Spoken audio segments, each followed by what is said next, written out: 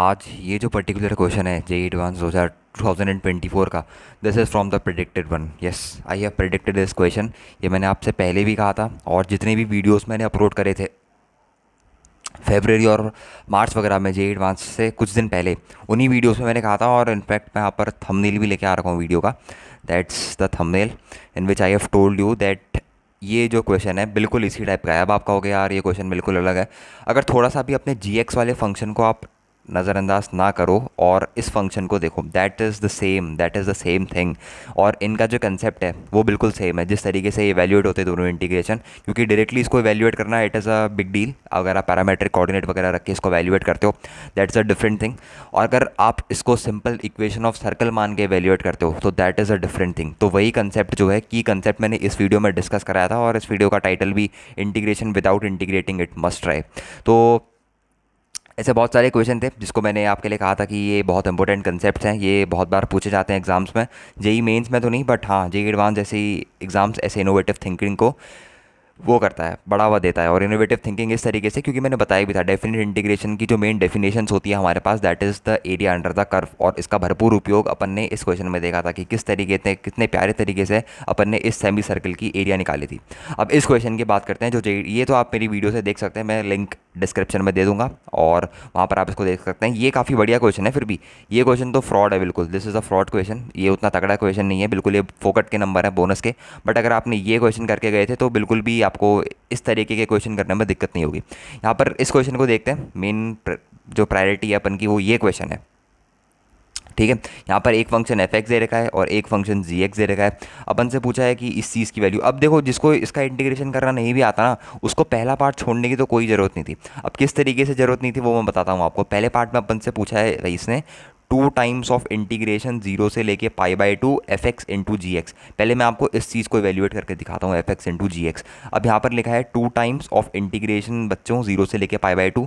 F x जो function लिखा है मेरे पास वो लिखा है मेरे पास साइन स्क्वायर एक्स। जी एक्स जो फंक्शन लिखा है वो मेरे पास लिखा है, अगर मैं यहाँ से एक्स कॉमन निकाल लूँ तो ये मेरे पास लिखा है बच्चों पाई/2 माइनस का एक्स डी एक्स। अब कई बच्चे इसको देख के डर गए होंगे, कुछ नहीं करना है, that is the king's rule property. ये जो प्रॉपर्टी होती है इंटीग्रेशन ए से लेके B f x D x, a plus zero से लेके बी मान लो एफ, फिर उसको आप कितना लिख देते हो, उसको आप लिख देते हो इंटीग्रेशन जीरो से लेके B F of B minus X D X. ये प्रॉपर्टी आपको यूज़ करनी है। कई बच्चे से, कई लोग इसे किंग्स रूल भी बोलते हैं, तो वही प्रॉपर्टी यूज़ करेंगे। तो साइन स्क्वायर एक्स अपना कितना हो जाएगा, कॉस स्क्वायर एक्स हो जाएगा, है ना। साइन स्क्वायर एक्स अपना कितना हो जाएगा, कॉस स्क्वायर एक्स हो जाएगा, इजी पीजी। और अंडर रूट के अंदर एक्स की जगह आ जाएगा पाई/2 माइनस एक्स। ध्यान से देखना, एक्स की जगह आ जाएगा पाई/2 माइनस एक्स। फिर यहाँ पर लिखा है पाई/2 माइनस एक्स, एक्स की जगह रहेगा पाई/2 माइनस एक्स। तो ये वाली जो पर्टिकुलर चीज़ है ये बन जाएगी पाई/2 माइनस पाई/2 माइनस एक्स। तो अल्टीमेटली ये चीज़ सॉल्व होकर बन जाएगी मेरे पास बच्चों एक्स, और यहाँ पर आ जाएगा एक्स तो डी एक्स। तो इस पर तो कोई फ़र्क नहीं आया, तो इसको मान लेता हूँ मैं इक्वेशन नंबर 1, इसको मान लेता हूँ मैं equation number 2।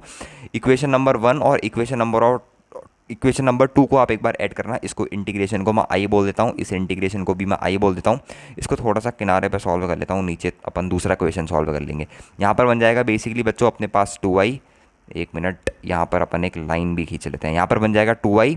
2i equals to कितना बन जाएगा, 2i इक्वल्स टू बन जाएगा ये अपने पास दैट इज़ कितना बन गया है, 2i इक्वल्स टू ये बन जाएगा अपने पास बेसिकली 2 टाइम्स, है ना। हाँ सॉरी, ये है 2 टाइम्स इंटीग्रल बन जाएगा जीरो से लेके पाई/2। ये चीज़ जो है दोनों इंटीग्रेशन से कॉमन आ जाएगी, sine square x plus cos square x, that will become 1। तो अंडर रूट के अंदर बन गया सेम चीज़, पाई एक्स अपॉन 2 माइनस का एक्स स्क्वायर और डी एक्स। तो 2 से 2 कैंसिल कर दो, तो आई क्या बन के आ गया आपके पास, आई बच्चों, प्यारे बच्चों, आई बन के आ गया है पाई/2 जी एक्स डी एक्स। अब पूरे इंटीग्रेशन को देखो अपने, आपके साथ इसने बस खेला है। ये चीज़ क्या लिखी हुई है आपके पास, एक तरीके से ये चीज़ लिखी हुई है बच्चों जी एक्स डी एक्स ही लिखी हुई है, जी एक्स डी एक्स। अब इसको इससे काटोगे तो फाइनल रिजल्ट आपका जीरो निकल के आने वाला है। मतलब पहले पार्ट को भी जिसने एटलीस्ट ट्राई भी नहीं करा ना, उसके लिए बहुत बुरा लगेगा। मतलब इतना तो ट्राई करना बनता है एटलीस्ट। इतनी छोटी सी चीज़ तो आप जेई एडवांस के एग्ज़ाम में ट्राई कर सकते हो। अगर इतनी छोटी सी चीज़ करने के बाद आपको 2-3 नंबर मिल जा रहे हैं तो that is a big thing. ये बहुत छोटी लेवल की चीज़ है, ऐसी चीज़ें हम बोर्ड लेवल में सीखते हैं। मतलब हाँ, बस प्रॉपर्टी लगाना और उससे खटाखट आंसर निकालना, ये बन गया मेरे पास आंसर। अब जो मेन चीज़ है that is the integration of this thing. जो मेन चीज़ है अपने पास वो है सेकंड पार्ट में। सेकंड पार्ट, हाँ ये थोड़ा सा रैंकिंग वाला पार्ट था, जिसने इसको कर लिया थोड़ा सा वो अच्छे लेवल का बच्चा है, अच्छी प्रिपरेशन है उस बच्चे की, ठीक है। तो सेकंड पार्ट को करने की कोशिश करते हैं। सेम वो भी अगेन सर्कल की प्रॉपर्टी के ऊपर बेस्ड है, 16/π³ इंटीग्रल 0 से लेके π/2। यहाँ पर अपन नोट कर लेते हैं, एक मिनट पेन चेंज हो जाएगा। यहाँ पर लिखा है अपने पास 16/π³ इंटीग्रल, यहाँ पर लिखा है बच्चों 0 से लेके π/2, और यहाँ पर लिखा है अपने पास सेम चीज़ लिखी हुई है, इंटीग्रेशन fx इंटू जी एक्स इंटू डी एक्स। अभी अभी आपको बताया कि इंटीग्रेशन एफ एक्स इंटू जी एक्स इंटू डी एक्स का इंटीग्रेशन जब अपन करते हैं तो वो कितना आता है, वो आता है 2y इज इक्वल्स टू कितना, 16/π³ इंटीग्रेशन 0 से लेके π/2, किसका इंटीग्रेशन आता है यहाँ पर, जी एक्स डी एक्स का इंटीग्रेशन निकल के आ जाता है। इतनी छोटी सी चीज़ आपने, ये जो चीज़ है इस सेकंड पार्ट का जो आधा कैलकुलेशन है वो आपने ऑब्वियसली पहले पार्ट में कर चुके हैं। ये बात समझ में आ रही है। जो सेकंड पार्ट का जो मैक्सिमम पार्ट है, जो सेकंड क्वेश्चन का मैक्सिमम पार्ट है वो आप पहले पार्ट में कर चुके हैं। पहले पार्ट में आप उसको आधा निपटा चुके हैं, आपको बस इसका थोड़ा सा और, मतलब लिटिल बिट ऑफ मोर कहते नहीं है, थोड़ा सा और वही चीज़ करनी थी, दैट्स इट, और कुछ भी नहीं करना था। आई होप कि ये वाली चीज़ आपको सबको समझ में आ गई होगी। अब जो बेसिक चीज़ बची है यार वो बची है जी एक्स का इंटीग्रेशन। अब बताते हैं आपको जी एक्स का इंटीग्रेशन आप कैसे करेंगे। देखो ये जो चीज़ लिखी है अपने पास 0 से लेके π/2 इंटीग्रेशन जी एक्स डी एक्स, थोड़ी देर के लिए इसे मैं मान लेता हूँ, मान लो ये y=2 लिखा है। अब जो जी एक्स मेरे पास फंक्शन है बेसिकली वो फंक्शन दे रखा है मेरे को g(x) √πx divided by 2 minus का x² dx। मैंने आपको पिछली वाली वीडियोस जिसमें अभी मैंने आपको थंबनेल दिखाया था उसमें मैंने बताया था कि इस तरीके के जो क्वेश्चन होते हैं वो डायरेक्टली आप क्या कर सकते हो, बिल्कुल y= आपको मान लेना है ये फंक्शन y= मेरे पास क्या था, πx डिवाइडेड बाई 2 माइनस का x², दोनों साइड होल स्क्वायर करोगे तो y² प्लस x² माइनस ये बन जाएगा πx डिवाइडेड बाई 2 = 0। ये है मेरे पास क्या, ये है मेरे पास इक्वेशन ऑफ सर्कल, ये है मेरे पास इक्वेशन ऑफ सर्कल जिसका सेंटर कितना है मेरे पास, सेंटर है इसका मेरे पास π/4, 0। रेडियस कितनी है बच्चों, रेडियस भी है भैया इसके पास π/4। अब क्या है बेसिकली ये, आपको एरिया अंडर द कर्व निकालना है ना। अगर एरिया अंडर द कर्व निकालना है तो मेरे हिसाब से इस सेमी सर्कल का एरिया निकालना है। ये सेंटर से पास होता है, इसका ऑरिजिन से पास होता है, इसका सेंटर जो है वो π/4 पे है, ये पॉइंट हो गया मेरे पास π/2। तो आपके पास जो सर्कल बन गया वो मेरे पास कुछ इस तरीके का सर्कल बन गया। आपको इस सर्कल का एरिया निकालना है। अब इस सेमी सर्कल का एरिया कैसे निकालेंगे, इस 0 से लेके π/2 तक का इस सेमी सर्कल का एरिया हो जाएगा मेरे पास πr² डिवाइडेड बाई 2। तो एरिया की जगह आप लिख सकते हैं पाई इंटू रेडियस कितनी है मेरे पास, रेडियस है मेरे पास π/4 का होल स्क्वायर डिवाइडेड बाई 2। तो एरिया मेरे पास निकल के आ जाएगा मेरे पास बच्चों π³ डिवाइडेड बाई 32। तो एरिया एक बार आपके पास π/2 कितना आ गया, π³ डिवाइडेड बाई 32। तो वो चीज़ आपको यहाँ पर रख देनी है। तो 2i मेरे पास आ गया 16 डिवाइडेड बाई π³ इंटू यहाँ पर आ गया मेरे पास π³ डिवाइडेड बाई 32, π³ से π³ 16 2 जा 32। तो i मेरे पास आ गया है बच्चों 1/4, 1/4 का मतलब आ गया है 0.25 and that is the answer to this question. अभी क्वेश्चन मैंने कैसे करा इतनी जल्दी, मिनटों में इस क्वेश्चन को कैसे निपटाएं वो बताता हूँ मैं आपको बेसिकली टेक्निक। ये जो मेरे अंदर इंटीग्रेशन gx वाला जो फंक्शन था ना, ये बहुत ही बेसिक सा फंक्शन है। अगर आपको किसी और प्रॉपर्टी से करना चाहोगे, मतलब पैरामेट्रिक कोऑर्डिनेट, और भी कई तरीके हैं, ये नहीं कि बस एक ही तरीका है, but this is the easiest वे। और यही वो तरीका है जो जेईई एडवांस रियली आपसे चाहता था कि आप एग्जाम टाइम में इसे सॉल्व करें। क्योंकि मैंने देखा है जो पैरामेट्रिक कोऑर्डिनेट और जो बाकी तरीके हैं वो काफ़ी बड़े हो जाते हैं, काफ़ी लेंदे हो जाते हैं इतने छोटे से क्वेश्चन के लिए। बट जो बेसिक अपने पास प्रॉपर्टी, बेसिक रूल जो होता है अपने पास डेफिनेट इंटीग्रेशन के, एरिया अंदर का एरिया डेफिनेट इंटीग्रेशन हमारे पास क्या है basically, area under the curve. हमने इस वाली चीज़ को, ये जो अपने पास चीज़ थी, इसे मान लिया कोई चीज़ y। अब इसे हमने एक बार y के इक्वल मान लिया तो y=a आ गया। हमने सीधे सीधे क्या करा भैया, सीधे सीधे हमने दोनों साइड होल स्क्वायर करा, और होल स्क्वायर करते ही हमें पता लग गया कि ये क्या दे रखी है, equation of circle. Equation of circle आप सबको पता है, x² + y² + 2gx + 2fy = 0। किसी को अगर नहीं पता हो तो मैं बता देता हूँ, ये होती है x² + y² plus 2gx plus twice of f y plus c = 0। यहाँ पर c यानी कि इंटरसेप्ट 0 था, सिर्फ और सिर्फ इसके x कोऑर्डिनेट का सेंटर वाला पार्ट बचा था, जिसका सेंटर आ गया हमारे पास π/4, 0। यहाँ पर आप रेडियस कैसे निकालते हैं वो भी बता दूँ अगर किसी को पता ना हो तो -g, -f हमारे पास रेडियस होती है। That all, that's all basically. और इस सेमी सर्कल का, क्योंकि हमें पॉजिटिव रीजन का एरिया बेसिकली कैलकुलेट करना होता है, तो नीचे वाले पार्ट की हम जनरली बात यहाँ पे नहीं कर रहे होते हैं। हमेशा हम कहाँ पर बात कर रहे होते हैं, एक्स एक्सिस के ऊपर की या फिर पॉजिटिव रीजन की। तो पॉजिटिव रीजन मतलब हाफ ऑफ सर्कल, और हाफ ऑफ सर्कल का एरिया हमारे पास कितना निकल के आएगा बच्चे, पाई आर स्क्वायर बाई 2। तो सीधे सीधे आप कैलकुलेट करते हैं तो इसका एरिया निकल के आ रहा था पाई क्यूब डिवाइडेड बाई 32।